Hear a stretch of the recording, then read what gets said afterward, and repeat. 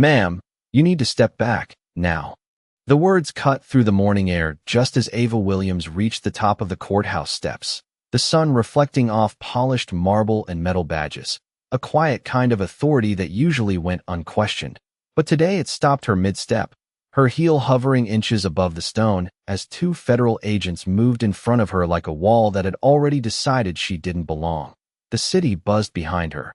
Car horns, distant sirens, the low murmur of people lining up for hearings. But right here, everything narrowed into a tight, suffocating circle of attention as one agent, tall, white, mid-40s, squared his shoulders and looked her over in a way that wasn't about security. It was about assumption, about judgment formed before a single word was spoken. Ava lowered her foot slowly, the soft click of her shoe against the marble echoing louder than it should have, her fingers tightening slightly around the worn leather handle of her briefcase, the edges scuffed from years of use, not neglect but persistence. And for a moment she said nothing, just met his gaze with a calm that didn't match the tension building around them. A few feet away, someone paused mid-conversation. Another lifted a phone just a little higher, not obvious, but enough, curiosity spreading faster than facts ever could. "This area is restricted," the agent continued, voice controlled, rehearsed, like he'd said it 100 times before, but never questioned whether he was right, and Ava could feel the weight of those watching eyes pressing in, waiting to see how this would unfold, waiting to confirm whatever quiet narrative had already formed in their minds. She adjusted her grip on the briefcase, the faint creak of leather breaking the silence between them, and took a measured breath, steady, deliberate, the kind that came from years of standing in rooms where her voice had to cut through doubt sharper than any accusation. "I'm exactly where I'm supposed to be," she said, her tone even, not raised, not defensive, just certain. But certainty didn't move the agent. It only made his jaw tighten slightly, a flicker of irritation crossing his face as if confidence from someone like her was an inconvenience. Behind him, the courthouse doors opened and closed in steady rhythm, people in suits passing through without interruption, unnoticed, unquestioned, their presence accepted before proven, and Ava stood there, held at the threshold, as if the line between inside and outside had less to do with law and more to do with perception. A breeze swept across the steps, lifting the corner of a document sticking out of her briefcase, the paper, fluttering briefly before settling again. A quiet, fragile motion against the rigid stillness of the moment, and somewhere to her right, a voice whispered just loud enough to carry. "She probably doesn't even have clearance," followed by a soft chuckle that wasn't meant to be cruel, just certain. Ava heard it. Of course she did. But her expression didn't shift, didn't crack, because she had heard versions of that sentence her entire life, in different tones, different rooms, different forms. And every time it came wrapped in the same quiet conviction that she needed to prove something others never had to. The agent stepped slightly closer now, not aggressive, but firm enough to signal that this was no longer a request, and the space between them tightened, charged with a tension that didn't need raised voices to feel heavy. Ava's gaze flicked briefly past him, toward the tall glass doors of the courthouse, sunlight catching on the metal handles, reflecting a distorted image of everything happening on the steps, a reminder that sometimes the truth stood right in front of people and still went unrecognized. And then she looked back at him, steady as before, her posture straight, her presence unshaken, as if the moment itself had slowed just enough to hold its breath before something irreversible was about to happen. The agent did not move, and neither did Ava, but the air between them shifted, thickening with something unspoken as more people slowed their steps, drawn in by the quiet tension that felt louder than any raised voice. And Ava could sense the weight of their attention pressing against her shoulders like heat on a summer afternoon, not unbearable, but impossible to ignore, while the man in front of her adjusted his stance slightly, one hand hovering near his belt as if authority alone could settle the moment, his eyes narrowing just enough to show that her calm was beginning to bother him more than defiance ever could. Ava let her briefcase rest gently against her leg, her fingers relaxing one by one as she grounded herself in the present, in the feel of the smooth leather, in the steady rhythm of her own breathing, because she knew this moment was not new. It only looked different, dressed in marble steps and federal badges instead of the smaller rooms and quieter dismissals she had learned to navigate long before she ever stepped into a courtroom.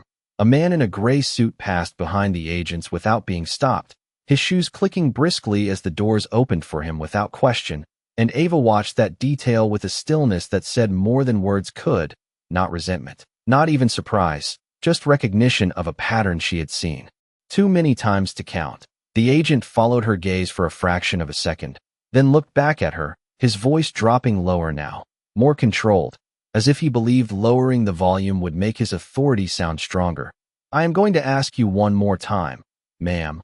Identify yourself and state your business." And the phrasing lingered in the air, formal but hollow, because the question itself had already assumed she did not belong. Ava tilted her head slightly, not in challenge, but in quiet observation, as if she were studying not the man, but the moment, the assumptions that shaped it, the invisible lines that had been drawn before she ever arrived. And for a brief second, something almost like hesitation flickered across his face, gone as quickly as it came, replaced again by that practiced certainty. A phone somewhere to the left let out a faint recording beep, and another followed. The sound subtle but unmistakable, the kind that turned a private misunderstanding into a public narrative within seconds, and Ava became aware of how quickly this could become something else, something larger than a simple delay at the courthouse entrance, something that would be told and retold without her voice in it. She exhaled slowly, the breath measured, steady, and when she spoke again, her voice carried just enough to reach beyond the agents, beyond the circle of onlookers, clear without force. "I am not required to justify my presence to assumptions." And the words did not rise, did not sharpen. They simply existed, solid and unmovable. And for a moment, no one responded. Because the sentence did not fit the script they expected, the agent's jaw tightened again, a subtle shift, but enough to reveal that the balance of the situation was no longer entirely in his control, and he glanced briefly over his shoulder toward the courthouse doors, as if expecting reinforcement or confirmation. But the flow of people continued uninterrupted, indifferent to the small confrontation unfolding just outside. Ava adjusted the sleeve of her jacket, smoothing a barely visible crease with deliberate precision, a gesture so small it could have been missed, but it carried a quiet message of composure, of someone who did not need the moment to validate her place in it. And as the sunlight shifted slightly, catching the edge of her briefcase and the faint outline of a seal embossed near the corner, the scene held still, suspended on the edge of realization, waiting for something or someone to finally see what had been there all along.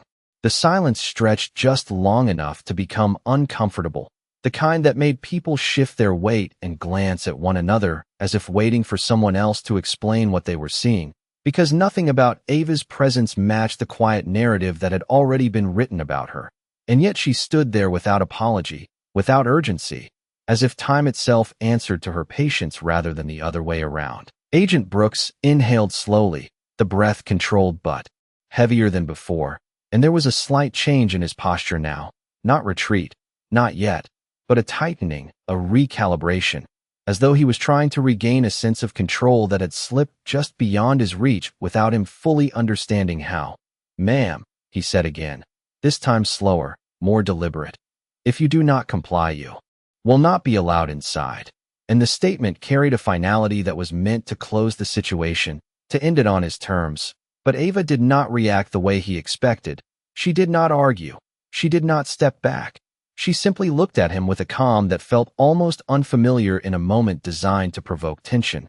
Behind them, the courthouse doors opened once more, and this time the movement was different, less routine. A young clerk stepping out quickly, scanning the crowd with a sense of urgency that did not belong to the steady rhythm of scheduled hearings, his tie slightly loosened, a folder pressed tightly against his chest as he descended the steps with purpose. Ava noticed him before anyone else did, not because she was searching, but because she understood timing, understood that certain moments arrived quietly before they made themselves known. The clerk paused halfway down, eyes moving from face to face, past the agents, past the onlookers, searching for something specific, and when his gaze landed on Ava, it did not hesitate. It settled, certain, as if recognizing something the rest of the crowd had missed entirely. "Ma'am," he called out, his voice carrying just enough to cut through the tension without breaking it. "We have been looking for you." And the words landed softly, but their effect was immediate, subtle shifts rippling through the people nearby as confusion replaced assumption. Agent Brooks turned slightly, his attention pulled away for the first time, his eyes narrowing as he looked between the clerk and Ava, trying to reconcile the situation with the version of it he had already decided was true.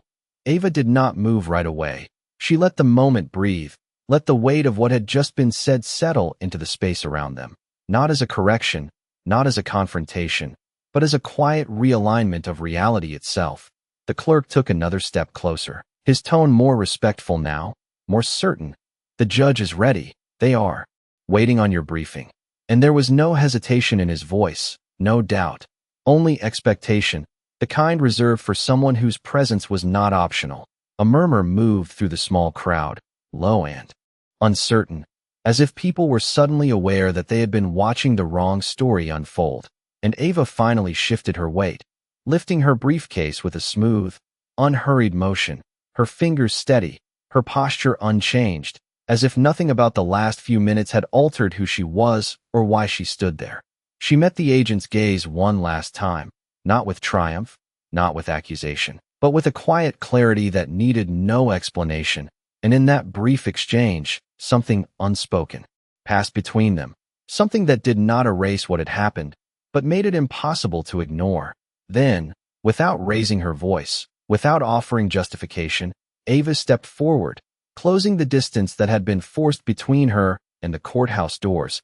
And for the first time since the moment began, no one moved to stop her. The shift was almost invisible, but everyone felt it as Ava stepped forward, her shoes meeting the marble with a steady rhythm that no longer echoed with hesitation, and the space that had been closed off to her only seconds ago seemed to open without resistance. Not because the rules had changed, but because the truth had finally entered the room.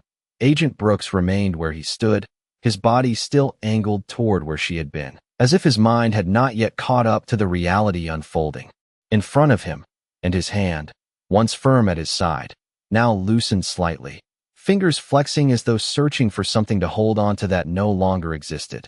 The clerk moved quickly to Ava's side, lowering his voice as he spoke, but the respect in his tone carried farther than any command had before. "They have been waiting on your argument for 10 minutes, ma'am." And Ava gave a small nod, not hurried, not flustered, just acknowledging the moment as part of a larger timeline that had never revolved around the interruption outside. The courthouse doors stood open ahead of them, tall and reflective, capturing a faint image of the scene behind her, a scene that was already beginning to dissolve into quiet realization, as a few of the onlookers lowered their phones, their expressions shifting from curiosity to something closer to discomfort, the kind that came when certainty unraveled in real time. Ava adjusted her grip on the briefcase once more, the worn leather catching the light as she moved, and for a brief second, the embossed seal near the corner became clearer, sharper, no longer just a detail, but a statement that had been present all along, waiting to be seen. She did not look back immediately. She did not pause to explain or correct what had happened, because her presence did not require validation from the moment. But just before crossing the threshold, she turned her head slightly, her gaze settling on Agent Brooks with a calm that held no anger, no satisfaction, only clarity. And in that single glance, the imbalance that had defined the last few minutes fully reversed, not through confrontation, but through undeniable truth. Brooks swallowed subtly, his posture shifting as he straightened, the authority he had carried now tempered by something quieter, something more uncertain, and though he did not speak, the silence around him said more than words could have, a recognition that came too late to prevent the moment, but not too late to understand it. Ava then faced forward again, stepping inside as the clerk held the door, the interior of the courthouse greeting her with a different kind of quiet, one that carried purpose rather than judgment, the soft hum of voices, the distant shuffle of papers, the measured cadence of a system already in motion. The doors closed behind her with a low, solid sound, separating the inside from the outside, but leaving the impact of what had just occurred lingering on the steps like a question no one could quite answer.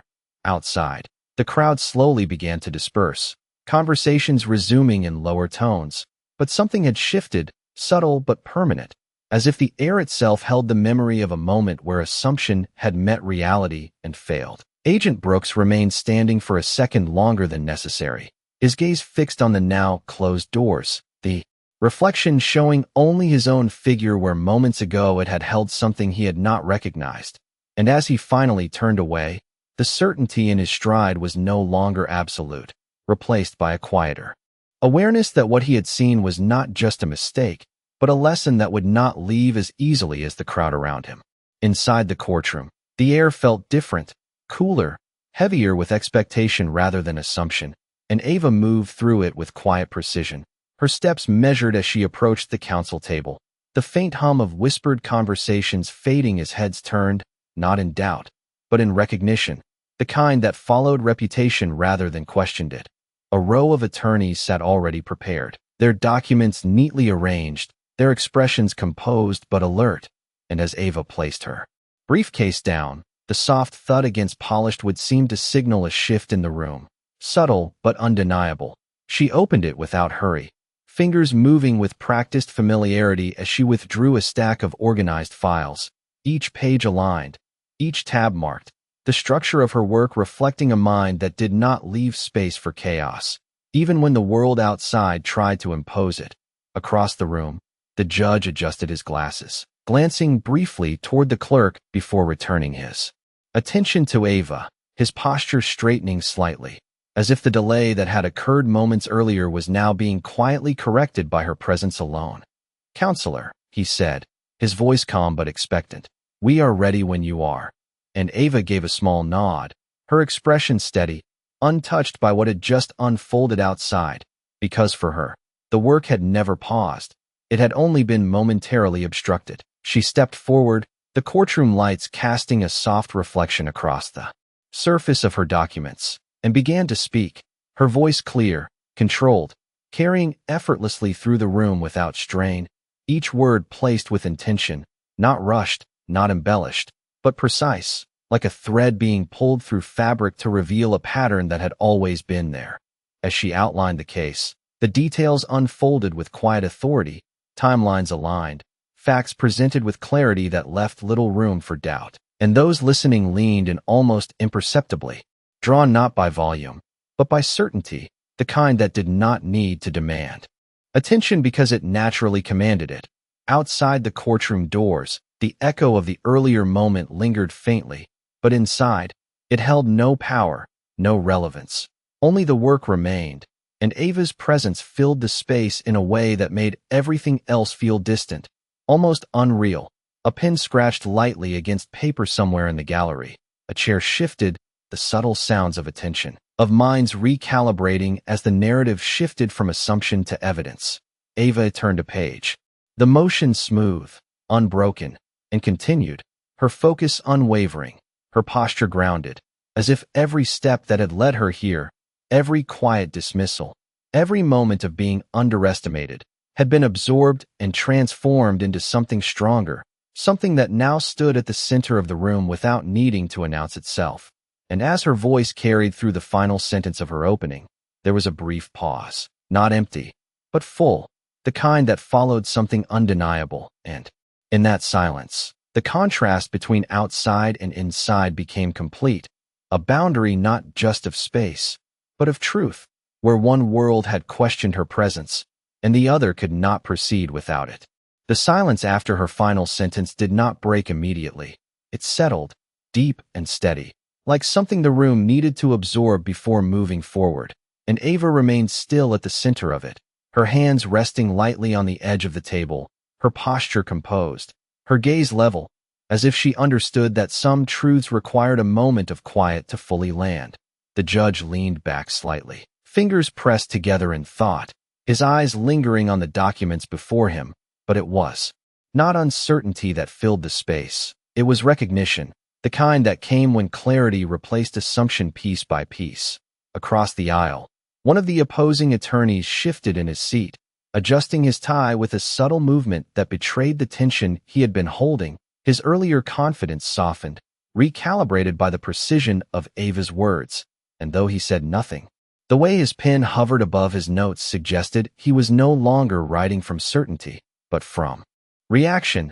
Ava allowed herself a single breath, slow and measured, her chest rising and falling beneath the tailored fabric of her suit. And in that brief moment, the noise of the outside world felt distant, almost unreal, as if it belonged to a different timeline entirely, one that had no bearing on the work unfolding here. The courtroom lights cast a gentle glow across the polished wood surfaces, reflecting off the edges of the file she had laid out, each page a quiet testament to preparation, to long hours spent ensuring that when this moment came, there would be no gaps, no uncertainty, only truth presented with unwavering clarity. Somewhere in the gallery, a spectator shifted forward, elbows resting on their knees, drawn in not by spectacle, but by the calm authority that filled the room, the kind that did not need to raise its voice to be heard. The clerk moved quietly along the side wall, placing an additional document on the judge's bench, the soft slide of paper against wood. Barely audible, yet it carried the sense of progression, of a case moving forward exactly as it should. Ava glanced briefly at the page in front of her, her eyes scanning a familiar line, not because she needed to confirm it, but because it grounded her in the rhythm of the process, a rhythm she trusted more than any fleeting judgment made outside those doors. When she spoke again, her voice was softer, not weaker, but more deliberate, each word placed with care, guiding the room through the next layer of understanding, connecting facts in a way that felt inevitable, as though the conclusion had always been there, waiting to be seen. The judge nodded almost imperceptibly, a small acknowledgement that carried weight far beyond its size, and the attorneys across from her exchanged a glance, brief but telling, their earlier posture of control now replaced by something more cautious, more aware. Ava turned another page, the motion smooth and unbroken, and as the paper settled, there was a quiet shift in the air, a subtle alignment of attention, as if everyone present had moved a step closer to the same understanding without needing to speak it aloud. And in that stillness, in that measured unfolding of truth, the contrast between what had happened outside and what was happening now became absolute, not through confrontation, but through the undeniable presence of someone who did not need to prove she belonged, because her work had already done it for her long before anyone thought to question it. The room did not erupt, it did not shift dramatically, but something deeper moved beneath the surface, something that could not be undone once seen, and Ava felt it in the way the silence changed, no longer uncertain, no longer questioning, but settling into acknowledgement, quiet and firm. The judge leaned forward slightly, his pen resting against the edge of the bench as he studied the final document Ava had referenced, his eyes tracing the line she had just drawn between the facts and their implication. And there was a pause, not hesitation, but the kind that comes before a realization becomes undeniable.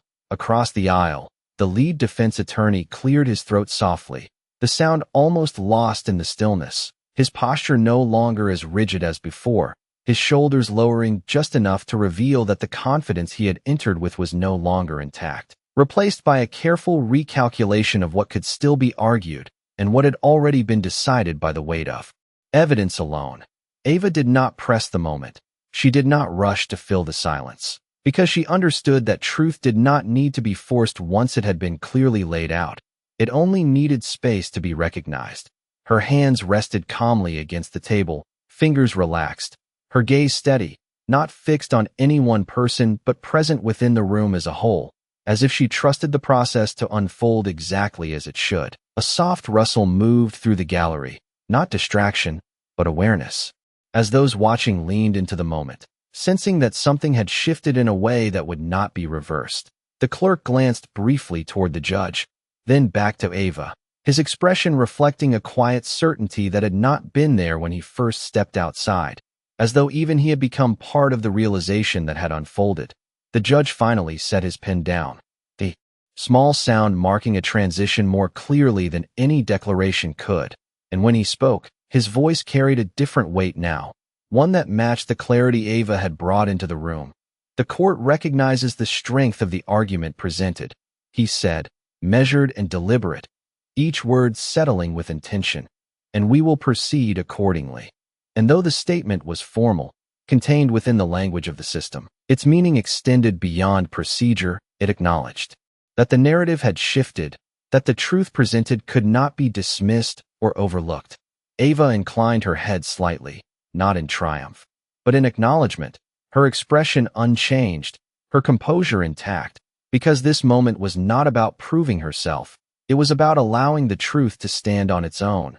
Across the room, the defense attorney lowered his gaze to his notes, his pen moving again. But now the movement was slower, more deliberate, as if each word required reconsideration. The atmosphere in the courtroom settled into a new balance, one where uncertainty had been replaced by direction, where the next steps were no longer shaped by assumption but by evidence. Ava gathered one of the documents gently, aligning it with the others, her movements precise and unhurried. And in that simple action, there was a quiet finality, a sense that the turning point had already occurred, even if its full impact had yet to be seen. Outside, beyond the closed doors, the earlier moment lingered only as a fading echo. But inside, the reality had fully taken form, clear and undeniable. And as the proceedings continued, it was no longer a question of whether Ava belonged in that room, but a recognition that the outcome itself now moved forward because she was there. The courtroom did not celebrate. It did not shift into relief or noise. Instead, it settled into something quieter, something more permanent, like a truth that had finally found its place and refused to move again.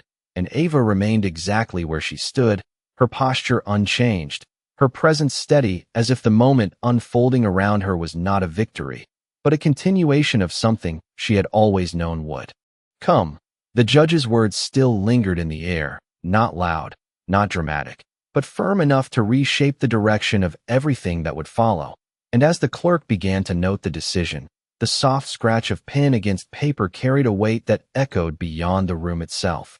Across the aisle, the defense team no longer moved with the same certainty, their documents now tools for adjustment rather than control, their eyes shifting between the pages and the bench as they recalculated a path forward that no longer favored them. And in that quiet recalibration, the earlier assumptions that had once filled the space faded into something almost unrecognizable. Ava closed one of her folders gently, the sound soft but precise, her fingers aligning the edges with care, not out of habit alone, but because order mattered, because clarity mattered, and because every detail, no matter how small, contributed to the integrity of the moment. She did not look toward the gallery, did not search for reaction or acknowledgement, because the recognition she had brought into the room did not depend on being seen. It depended on being true. A faint movement near the back caught the eye of a few spectators as someone lowered their head slightly, as if reconsidering what they had witnessed, as if the story they had expected had quietly rewritten itself without asking for permission. The judge glanced once more at the documents before him, then toward Ava, and though his expression remained composed, there was a subtle shift in his gaze, a respect that had moved beyond formality into something more genuine, something earned not by presence alone, but by the undeniable clarity she had delivered. "We will move forward with the next phase," he stated, his voice measured, but carrying a tone that no longer questioned direction, only confirmed it. And as those words settled, the courtroom adjusted accordingly, not with noise, but with alignment, each person recalibrating to the new reality that had been established. Ava gathered the remaining papers with a smooth motion, placing them back into her briefcase, the worn leather now catching the light in a way that seemed almost symbolic, as if every mark on its surface carried the weight of the journey that had led her here. She paused for just a fraction of a second, not to reflect, not to linger, but to ensure that everything was exactly where it needed to be, and then she straightened, her shoulders relaxed, her expression calm, as if the moment itself had passed through her without altering who she was. Outside those doors, the earlier encounter still existed in memory, still held its quiet tension, but inside, it had already been resolved, not through confrontation, not through explanation, but through truth that stood too clearly to be denied. And as Ava turned slightly toward the bench, ready to continue, there was no longer any question of her place in that room, only the steady, undeniable presence of someone who had never been out of it to begin with. The final moments did not arrive with a bang, but with a quiet unfolding, the kind that settled into the room like sunlight through tall windows, steady and undeniable, and Ava stood at the center of it without drawing attention to herself.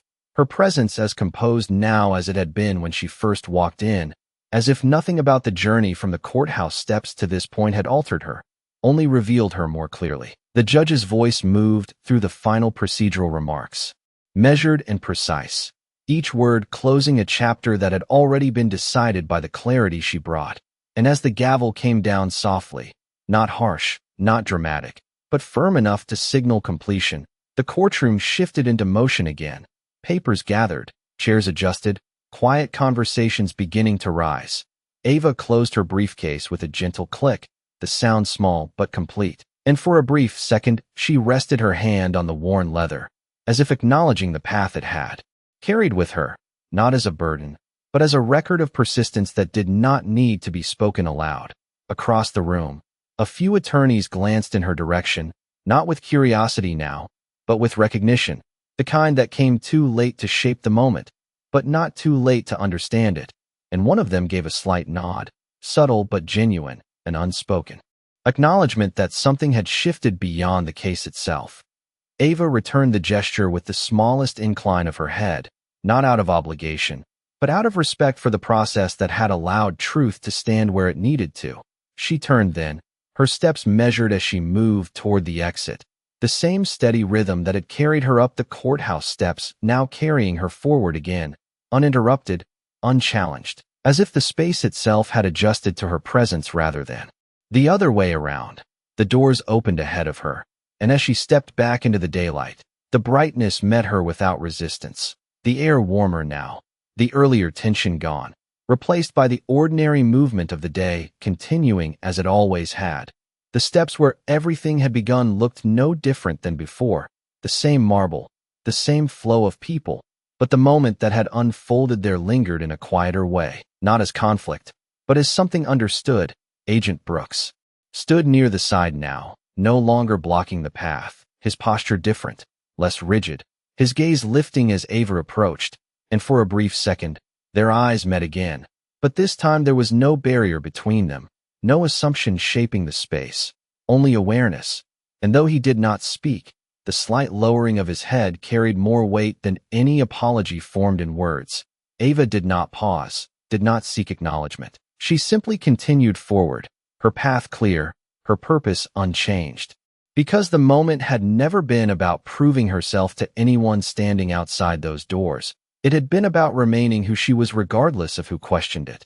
The sunlight caught the edge of her briefcase once more as she moved down the steps, the reflection soft but steady, and with each step, the distance between what had happened and what would come next grew, not erased, but absorbed into something larger. Something that did not need to be revisited to be understood. And as Ava walked into the rhythm of the city, her figure blending into the movement around her, there was no dramatic ending, no final declaration, only the quiet certainty of someone who had never needed to fight to be seen, because in the end, the truth had made that decision for everyone else.